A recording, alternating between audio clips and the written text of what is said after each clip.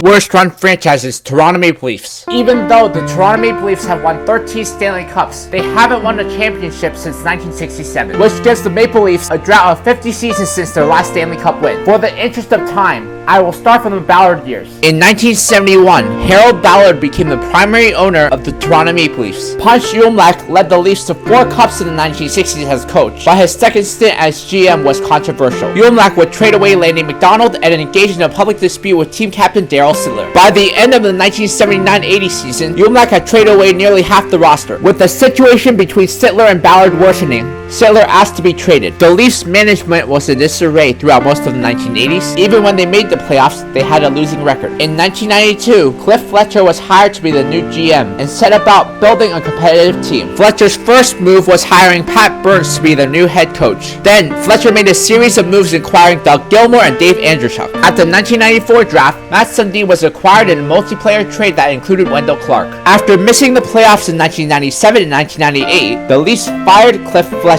Before the 98-99 season, Pat Quinn was named the new head coach of the Toronto Maple Leafs. The Leafs also acquired Curtis Joseph to be their starting goalie. From 2005 to 2014, the Maple Leafs experienced their longest playoff drought in franchise history. In the summer of 2009, the Maple Leafs acquired Phil Kessel from the Boston Bruins for a first-round pick in 2009, which turned into Tyler Seguin, and a first-round pick in 2010, which turned into Dougie Hamilton. Before the 2009-2010 season, the Leafs acquired Dion Phaneuf from the Calgary Flames in a 7-player trade. Both players would later be locked up to bad contracts. Phil Kessel was signed to an 8-year deal with $8.25 million per season, and Dion Phaneuf was signed to a 7-year deal worth $7 million per season. At the end of the 2014-2015 season, Brendan Shanahan was named the president of the Toronto Maple Leafs. Mike Babcock was named the new head coach of the Toronto Maple Leafs on May 20th, 2015. The Toronto Maple Leafs finished the 2015-2016 season with the worst record in the league. With the first pick in the 2016 draft, the Maple Leafs drafted Austin Matthews. In the past free agency period, the Leafs signed John Tavares to a 7-year deal worth $11 million per season. The Maple Leafs made the playoffs the last 2 seasons and should be contenders for years to come. The question now is, can that talent realize their full potential and win a Stanley Cup? Next, I'll be doing best run franchises on the Edmonton Oilers.